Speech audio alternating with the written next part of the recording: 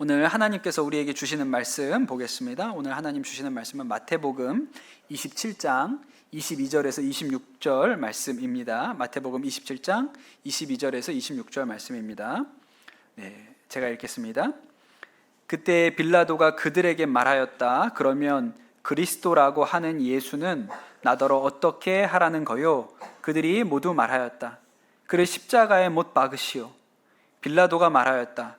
정말 이 사람이 무슨 나쁜 일을 하였소?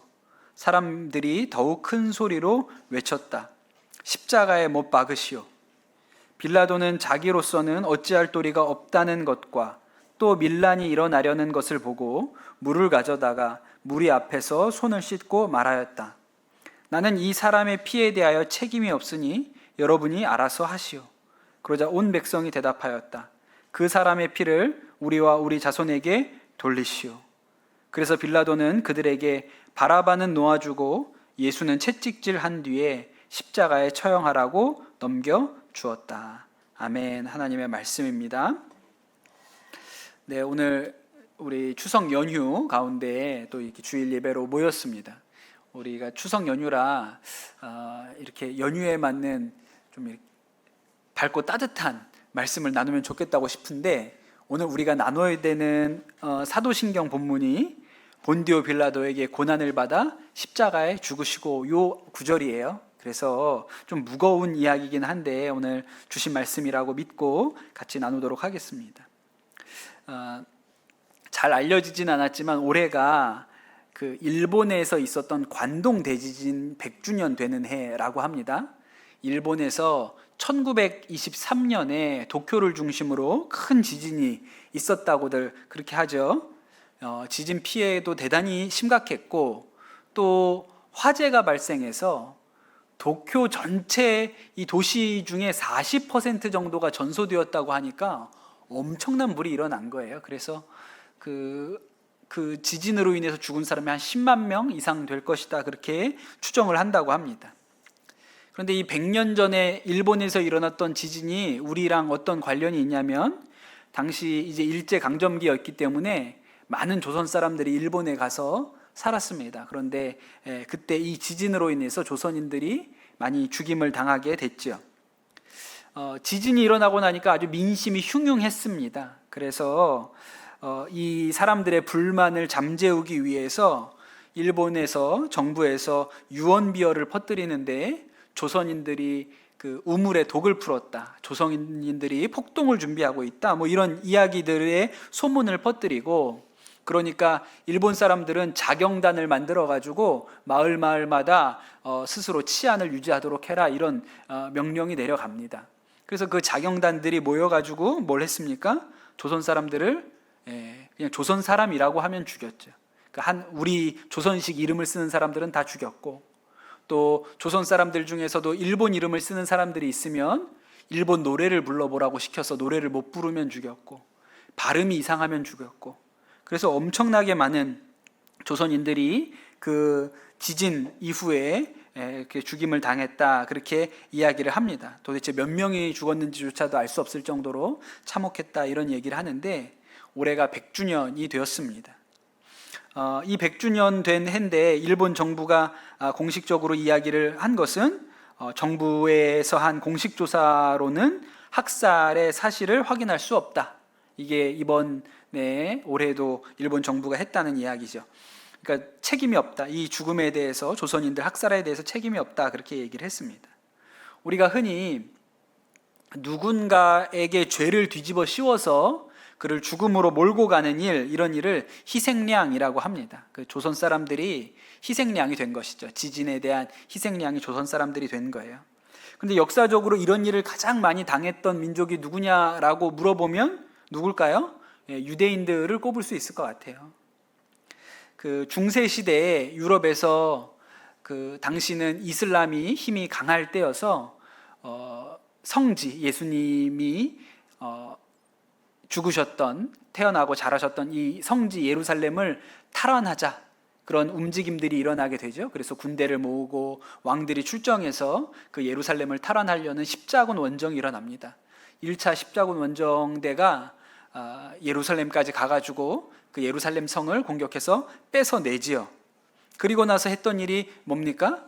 그 예루살렘 성 안에 살고 있었던 유대인들을 죄다 죽였어요.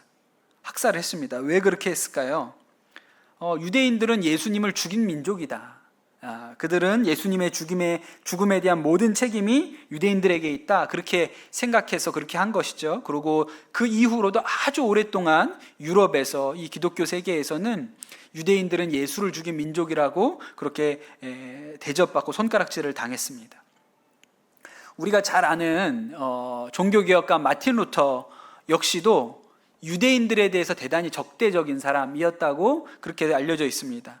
이 루터가 썼던 책 중에 그가 말년에 썼던 책이 유대인과 그들의 거짓말에 관하여 라는 책을 썼고, 그 책의 내용에 보면 유대인들을 아주 가혹하게 다루어야 한다, 그런 주장도 있다고 그래요. 그래서 어떤 학자들이 하는 이야기는 나중에 2차 세계대전 때 히틀러가 유대인들을 아주 대학살을 하는데 그 뿌리가 사실은 루터까지도, 그 이전까지도 거슬러 올라간다, 그런 얘기들을 하고는 합니다. 그래서 2차 세계대전 때도 히틀러가 수없이 많은 유대인들을 학살을 했지요. 1차 세계대전이 끝나고 나서 독일의 경제적인 형편이 대단히 어려웠고, 또 국민들에 대한 분노가 높았는데 그 모든 그 분노의 희생양으로 유대인을 삼은 것입니다. 그들에게 다 뒤집어 씌워서 그들을 죽인 것이죠. 그런데 그 뿌리를 거슬러 올라가 보면 유대인들은 예수님을 죽인 사람들이다, 그런 생각이 있는 것이죠. 그 학살도 뿌리는 예수를 죽인 이 민족에게 책임을 지어야 된다, 그런 생각이 있는 거예요. 이것을 반유대주의라고 합니다. 그런데 이 반유대주의의 근거가 되는 말씀이 바로 오늘 우리가 읽은 이 말씀 때문입니다. 유대인들의 지도자들, 대제사장과 장로들이 벌써 예수님을 그냥 두면 안 되겠다, 이런 생각을 하고 있었습니다. 그리고 유월절이 되었을 때 예수님께서 겟세마네에서 기도하고 계셨는데, 그때 이제 사람들을 데리고 가서 예수님을 잡아서 데리고 오지요. 그리고 자기들끼리는 이 예수를 살려두면 안 된다, 신성모독한 죄인이다, 죽여야 된다라고 결정을 했습니다. 그런데 문제는 유대인들에게는 사람을 사형에 처할 수 있는 권한이 없다는 거예요. 당시 형법을 집행할 수 있는 권한은 로마 정부에게 있었죠. 식민지 다스리고 있었던 로마 총독이 사람을 죽일 수 있는 권한이 있지, 사형을 내릴 수 있는 권한이 있지, 유대인들에겐 그 권한이 없는 거예요. 그래서 예수님을 빌라도에게 데리고 갑니다.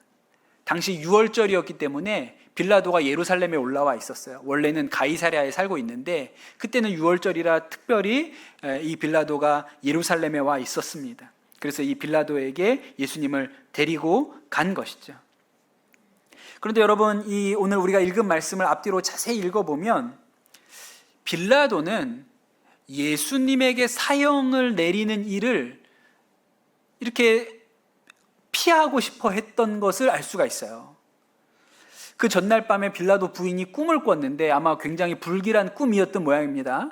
아침에 일어나서 남편에게 뭐라고 얘기하냐면 예수라는 이에게 손대지 말라, 그를 그냥 놔두라, 그렇게 얘기를 하죠. 그래서 오늘 말씀에도 보면 빌라도가 예수님을 풀어주려는 시도를 합니다.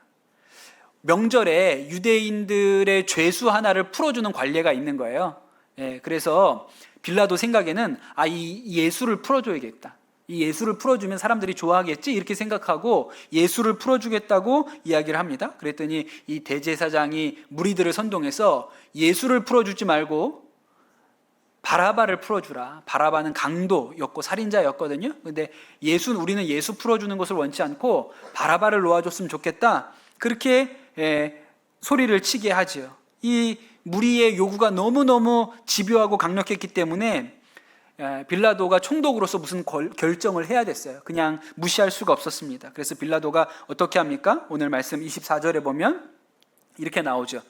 빌라도는 물을 가져다가 무리 앞에서 손을 씻고 말하였다. 나는 이 사람의 피에 대하여 책임이 없으니 여러분이 알아서 하시오. 손 씻으면서 나는 책임이 없어, 이 예수의 죽음에 대해서 나는 아무런 책임이 없어, 이렇게 얘기를 했다는 거예요. 그리고 그러자 유대인들이 이렇게 대답합니다. 그 사람의 피를 우리와 우리 자손에게 돌리시오, 그렇게 얘기하죠. 이 말이 반유대주의의 근거가 되는 말인 거예요. 책임을 유대인들에게 돌려야 한다, 그렇게 얘기를 하는 것이죠. 그런데 여러분, 우리가 오늘 보게 되는 이 사도신경에는 너무나도 분명하게 본디오 빌라도에게 고난을 받아 십자가에 못 박혀 죽으시고 라고 나옵니다. 그래서 제가 설교 준비하면서 이렇게 찾아보니까 어떤 분들은 본디오 빌라도에게 고난을 받아를 유대인들에게 고난을 받아로 바꿔야 된다, 그렇게 주장하는 분들도 계시더라고요. 본디오 빌라도는 자신은 예수님의 죽음에 대해서 아무런 책임이 없다, 사람들 앞에서 공공연하게 난 책임이 없어, 그렇게 선언을 했어요. 그런데 사도신경은 본디오 빌라도에게 그 죽음에 대한 책임을 묻고 있습니다. 그래서 벌써 2000년이 지났는데도 주일 예배마다 수많은 그리스도인들이 본디오 빌라도에게 고난을 받아, 본디오 빌라도에게 고난을 받아. 그러니까 본디오 빌라도는 지금 살아있으면 뭐라 그럴까요? 나 손 씻었다니까, 내가 책임이 없다니까, 내 이름 좀 빼주시오, 이렇게 하지 않겠습니까? 그런데 왜 사도신경은 본디오 빌라도에게 그 책임을 물을까요? 여러분, 사도신경을 외워보면 사도신경에 나오는 사람 이름이 딱 2개입니다. 예수 그리스도 빼고 2개의 이름이 나와요. 하나는 뭘까요? 확실하죠? 누가 나옵니까? 본디오 빌라도가 나옵니다. 그리고 하나 더 이름이 나와요. 뭐가 나올까요? 여러분, 지난주에 들었던 말씀을 잘 생각해 보십시오. 뭐가 나오죠? 동정녀 마리아라는 이름이 나오죠. 딱 2 사람만 등장을 합니다. 그런데 여러분, 생각을 한번 해보세요. 이 2 사람이 너무너무 다른 2 사람이에요. 너무너무 비교되는 2 사람이죠. 마리아는 어떤 사람입니까? 천사가 마리아를 찾아오죠. 마리아가 아마 10대 후반 소녀였는데, 당신이 하나님의 아들을 잉태하게 될 것이다, 그렇게 이야기를 하니까 마리아가 너무 당황스러운 거예요. 아니, 내가 처녀이고 남자를 알지 못하는 사람인데 결혼도 하지 않았는데 어떻게 나한테 그런 일이 일어나겠습니까? 그랬더니 천사가 하나님은 능치 못함이 없어, 이렇게 얘기했죠. 그때 마리아가 어떻게 얘기합니까? 주의 여종이오니 주의 말씀대로 내게 이루어질 것입니다. 그리고 나서 그 예수님을 태중에 임신하게 되죠. 그러니 여러분, 마리아가 어떤 사람이냐면 예수님을 받아들인 사람의 대표인 거예요. 예수님을 말씀으로 주의 여종이오니 내게 그렇게 될 것입니다. 그래서 예수님을 마음에 받아들였고, 그리고 그가 10달 동안 예수님을 뱃속에 품게 된 것이지요. 반대로 본디오 빌라도는 어떤 사람입니까? 빌라도는요, 예수님이 죄 없다는 것을 알았어요. 성경에 읽어보면 그렇게 나오죠. 죄가 없다고 알았어요. 이거 뭐 죽일 만한 죄가 없는데? 그렇게 알았습니다. 그리고 이 예수님에 대해서 이야기도 들었고 본인이 직접 얘기도 해보니까 이 사람이 보통 사람이 아니구나, 평범한 사람이 아니구나 라는 것도 알았습니다. 게다가 예수님에게 물어봐요. 당신이 하나님의 아들이요? 그랬더니 예수님께서 대답하시기를 당신이 하는 그 말이 맞소, 그렇게 대답을 하죠. 그러니 본디오 빌라도는 예수님이 스스로 내가 하나님의 아들이요 라고 하는 것을 들은 사람이에요. 그런데 어떻게 합니까? 예수님을 십자가 죽음에 내어주는 사람이 돼요. 그 말은 본디오 빌라도는 예수님을 구원자로 받아들이지 않은, 예수님을 마음으로 받아들이지 않은 사람의 대표가 빌라도인 거예요. 예수님을 받아들인 사람의 대표가 마리아고 예수님을 배척한 사람의 대표가 빌라도인 것이죠. 여러분, 세상은 둘로 나눠집니다. 남자와 여자로 나눠지는 게 아니고, 문과와 이과로 나눠지는 것도 아니고, 착한 사람과 나쁜 사람으로 나눠지는 것도 아니에요. 예수님을 구원자로 인정한 사람과 예수님을 인정하지 않은 사람, 예수님을 받아들이지 않은 2 종류의 사람으로 나눠지죠. 예수님을 받아들인 사람의 대표가 마리아고, 사도신경에는 예수님을 받아들이지 않은 사람의 대표가 사도신경에는 본디오 빌라도입니다. 2 종류의 사람에게는 예수님의 죽음이 완전히 다르게 그 의미가 받아들여집니다. 빌라도와 같은 사람은 예수의 죽음에 대해서 나는 이 죽음에 아무런 책임이 없어, 나와 이 죽음은 아무런 상관이 없어 라고 말합니다. 그러나 예수님을 받아들인 사람에게는 예수님의 죽음에 대한 책임이 나에게 있다고 생각해요. 유대인들에게 책임이 있다고 생각하지 않습니다. 나에게 있다고 생각해요. 예수님의 죽음은 나로 인한 죽음이다 라는 것을 압니다. 이것을 고백하는 사람을 그리스도인이라고 하는 것이죠. 제가 설교 중에 여러 번 드린 말씀이지만, 제가 중학교 2학년 때 여름에 수련회를 갔다가 예수님을 인격적으로 만나게 되었습니다. 그때 옛날에 했던 수련회는 좀 촌스러운 모습이 많이 있었죠. 그래서 해마다 했던 것 중에 예수님의 십자가 행렬을 재현하는 그런 연극 같은 것을 수련회 때 늘 했어요. 뻔히 알죠. 다 선생님들이 막 이렇게 예수님 복장하고 나와서, 예수님이 왜 성가대 가운을 입고 있는지 알 수가 없지만 성가대 가운 입은 예수님이 나와가지고 예수님 역할을 하고, 뒤에 로마 군인들이 쫓아가면서 혁대를 풀러가지고 혁대로 내리치면서 채찍질하고 이런 일들을 해마다 했습니다. 중학교 1학년 때도 했고 중학교 2학년 때도 또 한 거예요. 그런데 중학교 2학년 때 뻔히 작년에도 봤던 것을 또 보고 있는데, 너무 그냥 흔하디 흔한 그냥 그런 연극을 보고 있는데, 그 중학교 2학년 제 마음에 들었던 생각은, 예수님께서 내 죄를 위하여 죽으셨구나, 예수님의 죽음이 나의 죄 때문이구나 라는 것이 제 마음 가운데 쑥 들어왔어요. 그날 제가 예수님을 만난 것이고, 죄인이라는 것을 깨달은 것이고, 제가 거듭난 것이죠. 제 안에 영원한 생명, 천국 생명이 자라나게 된 시작점이 그날이 되었습니다. 제가 이런 경험 때문에 우리 청소년들 목회할 때, 선한목자에서 청소년 목회할 때 우리 청소년 수련회에서 그걸 한번 해보면 좋겠다, 그런 생각을 했습니다. 그래서 십자가 이 행렬을 재현하는 연극을 좀 해보면 좋겠다. 또 요새 레트로가 인기 아닙니까? 옛날에 하던 거 또 하고 이런 거. 그래가지고 그걸 한번 해보면 좋겠다고 생각해서 선생님들하고 이렇게 준비를 했어요. 그리고 제 마음에는 제가 느꼈던 그 은혜, 예수님이 나 때문에 죽으셨구나, 그 예수님을 둘러싸고 있었던 허다한 사람들이 예수를 죽이시오, 예수를 십자가에 못 박으라고 외치는 그 외침 속에 우리 아이들이 있다. 내가 그렇게 말한 사람이구나, 그런 느낌을 우리 아이들이 이렇게 가지게 해주면 좋겠다. 그게 제 의도였거든요. 어떻게 됐을까요? 완전히 망했습니다. 폭망했어요. 폭망. 왜 망했냐면, 그때 예수님 역할을 우리 젊은 청년 교사한테 맡겼습니다. 또 우리 생각이, 예수님 누가 역할을 맡기면 좀 이렇게 잘생기고 멋있는 사람을 시켜야 되잖아요. 예수님이 너무 이렇게 볼품 없으면 안 되니까 우리 잘생긴 우리 청년 선생님한테 예수님 역할을 맡겼어요. 그 청년 이름이 영광이었습니다. 영광 선생님한테 예수님 역할을 맡겼거든요. 그리고 뒤에 다른 이제 청년들이 쫓아가면서, 청년 교사들이 쫓아가면서 막 채찍으로 내려치는 일을 하는 거예요.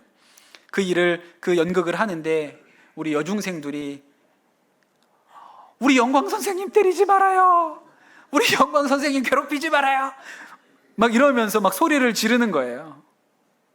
그러니까 영광 선생님 때린 못생긴 선생님들만 죄인이고, 자기들은 영광 선생님의 수호자가 된 거죠. 예수님을 그렇게 생각해야 되는데, 그러니 여러분, 예수님이 십자가에 죽으신 것은 알지만 그것이 내 죄 때문이라고 여기지 않으면 빌라도와 상관이 똑같은 것이죠. 빌라도가 예수님 십자가에 매달라고 명령을 내린 사람이에요. 그러나 그 죽음은 나와 아무 상관이 없어. 나는 손 씻었어, 나는 예수의 죽음과 아무 관련이 없는 사람이야. 이게 빌라도가 가진 태도였던 것입니다. 정말 오랜 시간 동안 그리스도인들이 그렇게 산 거예요. 유대인들이 예수를 죽였다고. 유대인들이 예수를 죽였다고. 그래서 유대인 탓하면서 살았습니다. 그런데 여러분, 유대인들이 예수님 죽인 게 아니고 내가 죽인 것이죠. 빌라도 편에 서 있었다면, 그들이 빌라도의 줄에 서 있었다면 유대인이 죽였다고 말할 수 있는 거예요. 유대인 빌라도가 뭐라고 얘기했겠어요? 나는 손 씻었으니까, 나는 이 일에 대해서는 상관이 없어, 유대인들이 한 것이요. 그게 빌라도의 입장이에요. 그런데 너무나도 오랜 시간 동안 그리스도인들이 그렇게 살았던 거죠. 또 지금도 본디오 빌라도를 빼고 유대인들에게 고난을 당하사 이렇게 해야 된다고 말하는 분들이 있잖아요. 완전히 틀린 거예요. 여러분, 거기에 본디오 빌라도 이름을 빼고 넣어야 할 이름은 엄재현입니다. 내 이름을 넣어야죠. 엄재현에게 고난을 당하사, 이렇게 해야 그 십자가가 나에게 의미 있는, 나를 위한 십자가가 되는 것입니다. 예수님이 만난 사람 중에 가늠하다 현장에서 잡혀온 여인이 있었습니다. 아주 유명한 얘기죠. 사람들이 이 여인을 현장에서 잡아와서 예수님께 데리고 와서 물어봅니다. 모세는 율법에 이런 여자를 돌로 치라고 했는데 당신은 뭐라고 하시겠습니까? 그렇게 물어보죠. 예수님께서 그 성난 군중을 향해서 너희 중에 죄 없는 자가 돌로 치라, 그렇게 얘기를 하세요. 그러자 그 돌을 들고 있었던 수많은 군중이 다 돌을 내려놓고 자리를 떠납니다. 이제 예수님과 이 여인과 둘만 남았어요. 이 여인에게 예수님이 말씀하십니다. 너를 정죄하는 사람이 있느냐? 나도 너를 정죄하지 않겠다. 가서 다시는 죄를 짓지 말아라. 그렇게 얘기를 하세요. 이 여인이 이 말을 듣고 어땠을까요? 마음이. 내가 용서받았구나. 저는 이런 생각 안 들었을 것 같아요. 이렇게 생각했을 것 같아요. 그냥 가도 되나? 그냥 가도 되나? 저분이 그냥 가라고 하는데 그냥 가도 되는 건가? 왜냐하면 이 여인이요, 죄를 안 지은 게 아니에요. 죄를 지었습니다. 그런데 아무런 처벌이 없어요. 도리어 예수님께서 이 여인을 세워놓고, 야, 일어나. 딴 사람들 다 갔으니까 너 일어나. 야, 너 이제 똑바로 살아. 너 나한테 종아리 좀 맞고 앞으로는 죄 짓지 말고 똑바로 살아. 뭐 이렇게 좀 혼났더라면 그러면 좀 마음이 편했을지도 몰라요. 그런데 예수님께서 그냥 다시는 죄 짓지 마라, 그리고 돌아가라, 그렇게 얘기를 하시는 거예요. 무슨 생각이 들었을까요? 가도 되나? 그냥 이렇게 끝난 건가? 그냥 이렇게 가서 아무 일도 없었던 것처럼 그냥 계속 그렇게 살아도 되는 건가? 이런 생각이 이 여인에게 들지 않았겠습니까?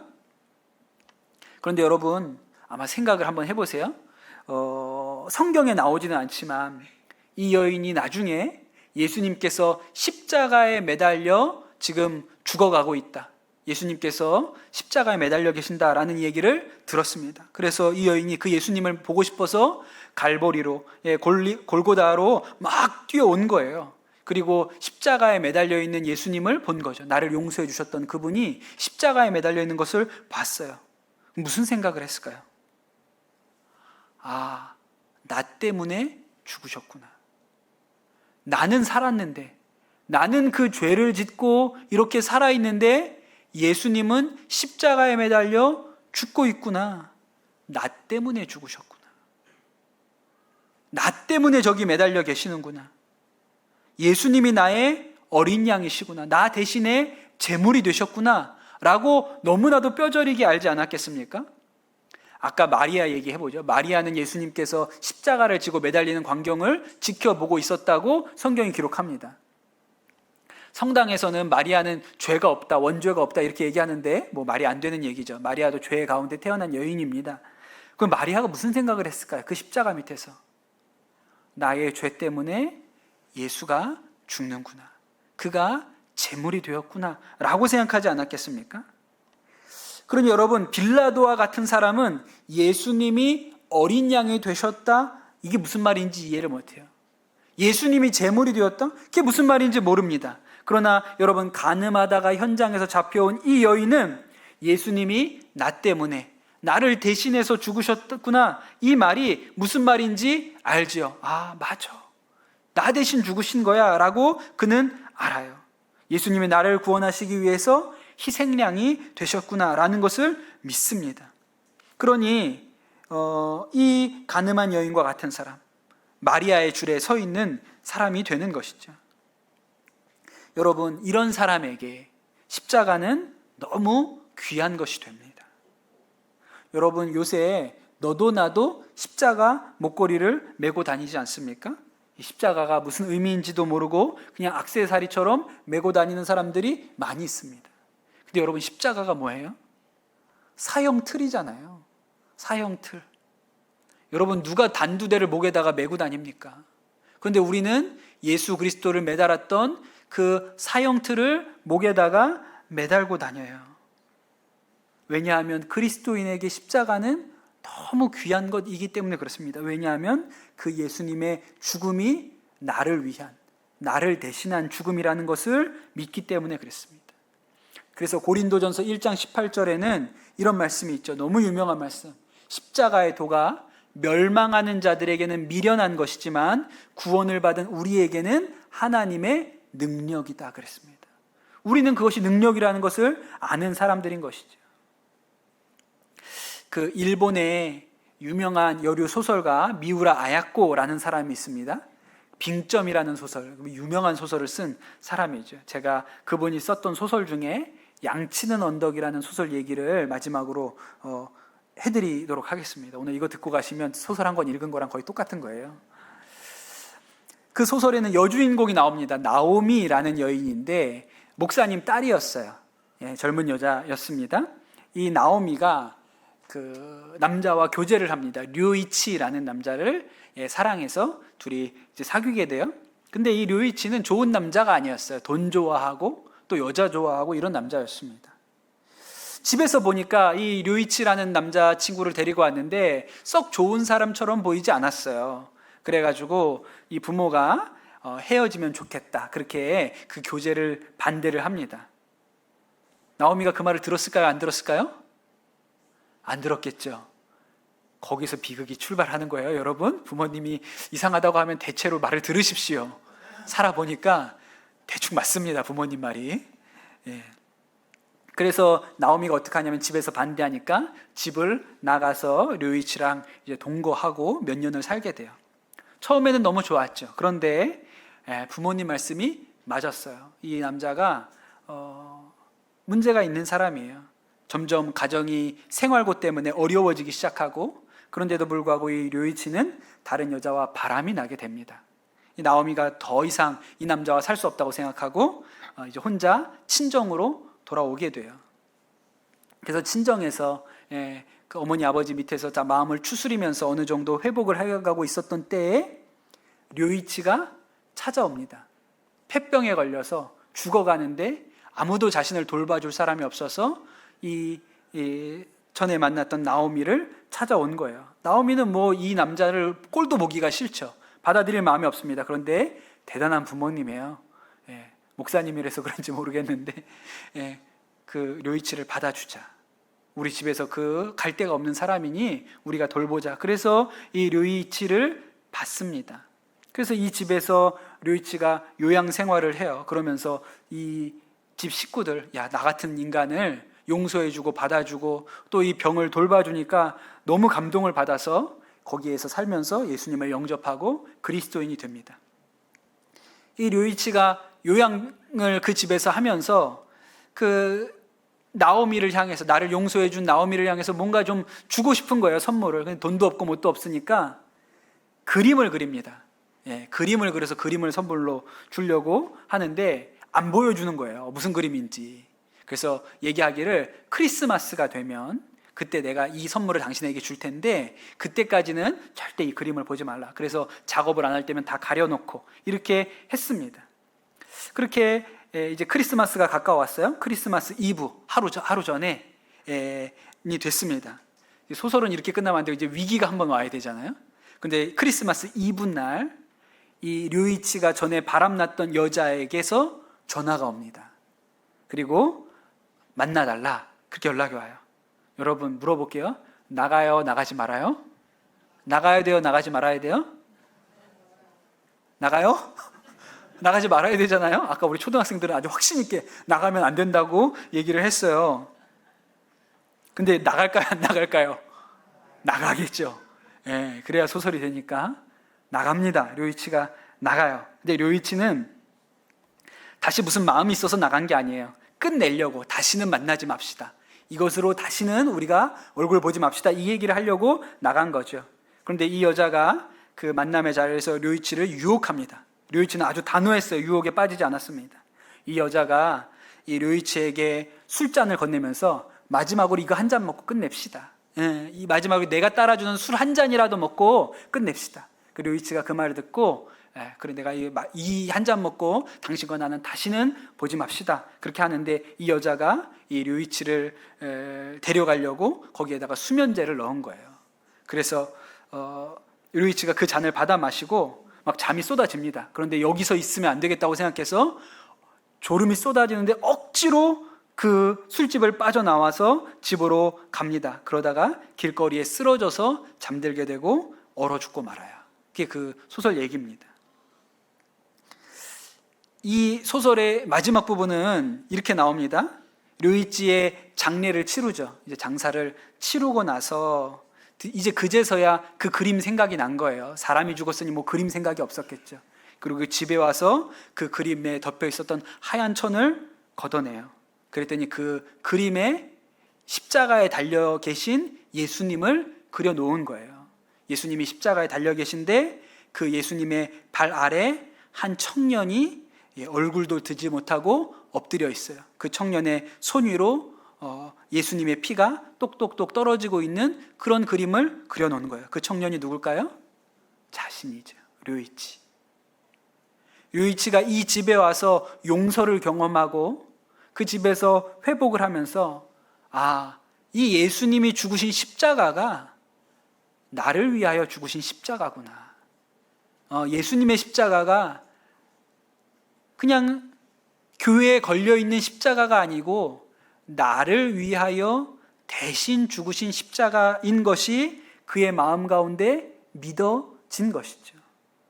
그는 예수님을 받아들인 본디오 빌라도의 줄에 서지 않고 예수님을 마음에 받아들인 마리아의 줄에 서게 된 것입니다. 여러분, 십자가가 멸망하는 자들에게는 미련한 것이라고 했고 구원을 얻은 우리에게는 하나님의 능력이라고 했습니다. 여러분, 우리가 이 사도신경 본디오 빌라도에게 고난을 받아 십자가에 죽으시고 라는 이 구절을 우리가 외울 때마다 우리는 그 본디오 빌라도의 이름 대신에 내 이름이 들어가야 하는 자리구나 라는 것을 깨달아야 합니다. 그리고 그 십자가가 나를 위한 십자가, 나의 죄를 대신하시기 위해서 예수님께서 죽으신 십자가인 것을 여러분 날마다 마음 가운데 새기시고 사도신경을 외우실 때마다 그 은혜가 여러분에게 임하시기를 축복합니다. 십자가는 나를 위한 십자가입니다. 오늘 주님, 우리가 예수 그리스도의 십자가로 은혜 입어 죄사함 받고 거듭나고 영원한 생명을 얻게 하시니 감사를 드립니다. 하나님, 예수 그리스도께서 나를 대신하여 십자가에 죽으셨습니다. 하나님, 이 놀라운 하나님의 진리가 우리 마음 가운데 믿어지는 은혜가 있게 하여 주시옵소서.